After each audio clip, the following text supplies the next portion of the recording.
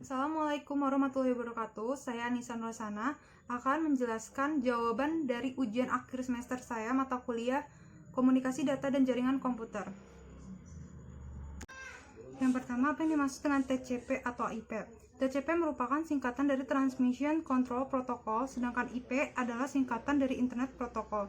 Kedua protokol ini dijadikan satu nama sebab fungsinya yang saling bekerja sama dalam komunikasi data. TCP atau IP adalah perangkat lunak pada jaringan komputer atau networking software yang terdapat dalam sistem dan digunakan untuk komunikasi data dalam internet ataupun local area network LAN yang terhubung ke internet. Karakteristik dari TCP/IP ini, TCP/IP memiliki beberapa karakteristik. Pertama, ini dapat berdiri sendiri tanpa harus dipasang pada perangkat keras jaringan apapun, yang memungkinkan protokol ini bisa bergabung dengan banyak jaringan komputer. TCP/IP dapat dijalankan secara virtual melalui berbagai media fisik, transmisi data,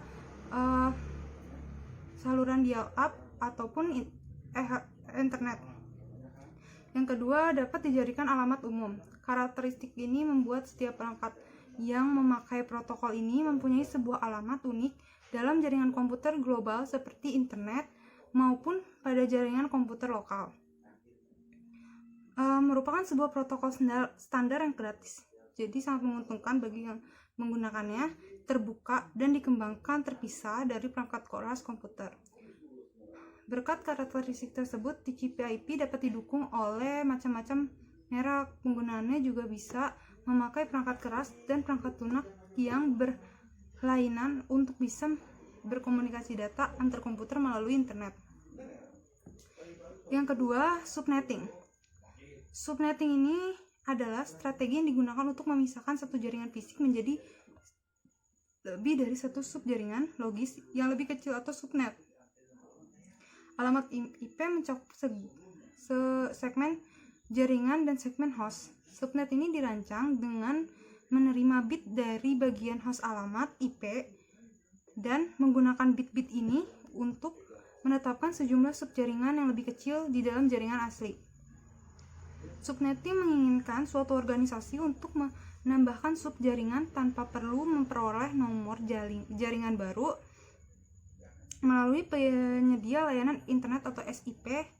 Subnetting juga membantu mengurangi lalu lintas jaringan dan menyembunyikan kerumitan jaringan. Subnetting sangat penting ketika nomor jaringan tunggal harus dialokasikan melalui banyak segmen dan jaringan area lokal atau LAN.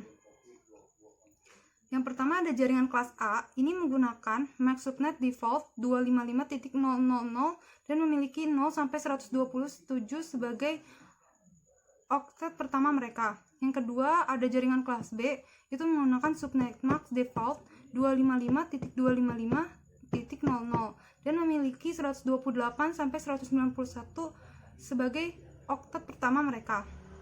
Yang ketiga ada jaringan kelas C, menggunakan subnet MAC default 255.255.255.0 dan memiliki 192 sampai 223 sebagai oktet pertama mereka. Jadi jaringan kelas A atau B atau C, TCP atau IP dapat dibagi-bagi atau disubnetkan oleh administrator TI organisasi. Yang ketiga adalah apa yang dimaksud dengan cloud computing dan apa karakteristik dari cloud computing tersebut. Cloud computing sebagai sebuah model untuk kenyamanan akses jaringan on demand untuk menyatukan peraturan konfigurasi sumber daya komputasi seperti jaringan, server, media, penyimpanan, aplikasi, dan layanan yang dapat dengan cepat ditetapkan dan dirilis dengan usaha manajemen yang minimal atau interaksi dengan penyedia layanan.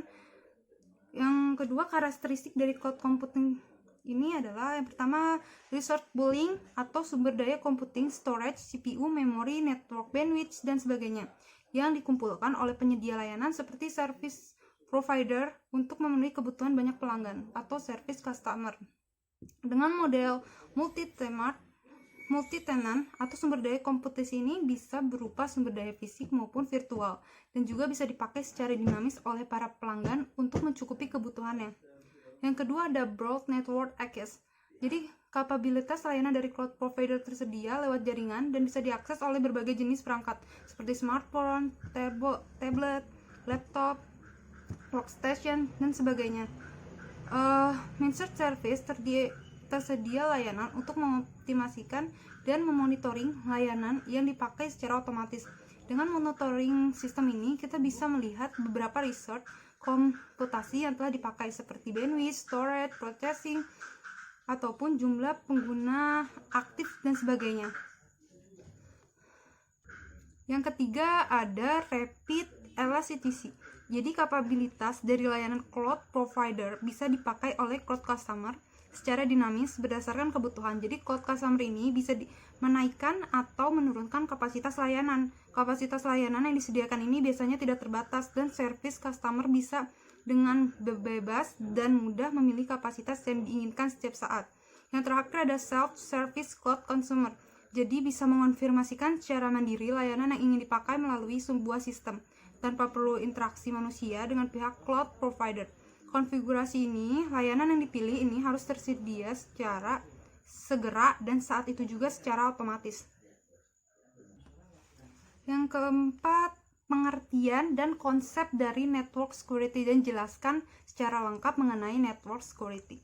Jadi network security ini adalah keamanan jaringan yang terdiri dari kebijakan dan praktik untuk mencegah dan memantau akses yang tidak sah, penyalahgunaan maupun penolakan yang terjadi di jaringan komputer.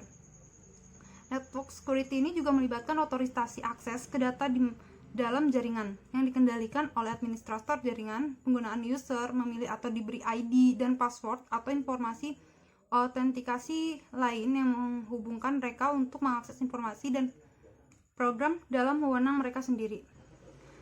Konsep dari network security ini yang pertama dalam menjaga keamanan jaringan diterapkan konsep atau hukum dasar yang biasa disebut dengan CIA yang merupakan confidentiality, integrity, dan availability atau ketersediaan. Jadi confidentiality ini adalah seperangkat aturan yang membatasi akses ke informasi. Jadi integrity ini juga adalah jaminan bahwa informasi itu dapat dipercaya dan akurat, serta availability yang merupakan konsep di mana informasi tersebut selalu tersedia ketika dibutuhkan oleh orang-orang yang memiliki akses atau wewenang. Yang pertama ada confidentiality atau kerahasiaan. Ini kerahasiaan setara dengan privasi atau kerahasiaan dirancang untuk mencegah informasi sensitif dan memastikan bahwa orang yang mempunyai akses adalah orang yang tepat. Terkadang menjaga kerahasiaan data dapat melibatkan pilihan khusus bagi mereka yang mengetahui dokumen tersebut. Yang kedua ada integrity atau integritas. Jadi integritas ini melibatkan menjaga konsistensi akurat dan kepercayaan data. Data tidak boleh diubah dan langkah-langkah harus diambil untuk memastikan bahwa data tidak dapat diubah oleh orang-orang yang tidak berkepentingan. Yang ketiga, availability atau ketersediaan. Jadi ketersediaan di sini adalah konsep terbaik yang dapat dipastikan dalam memelihara semua hardware, melakukan perbaikan terhadap hardware sesegera mungkin saat diperlukan. Selain itu juga dapat memelihara lingkungan sistem operasi. Dengan konsep yang ada di dalam availability ini, informasi dapat selalu tersedia ketika dibutuhkan oleh orang-orang yang memiliki akses atau wewenang. Hingga ketika user membutuhkan informasi tersebut, informasi dapat diakses dan digunakan dengan cepat. Tipe dari perangkat network security, jadi ada macam-macam. Yang pertama ada active device, atau beberapa contoh dari tipe network security ini memiliki firewall, perangkat scanning antivirus, dan perangkat content filtering yang memblokir traffic yang berlebihan. Yang kedua ada passive device, atau perangkat ini mengidentifikasi dan melaporkan traffic yang tidak diinginkan, seperti contohnya intrusion detection appliance. Ketiga ada preventive device, atau perangkat ini memindai jaringan dan mengidentifikasi masalah keamanan yang potensial. Contohnya penetration testing device dan vulnerability assessment appliance.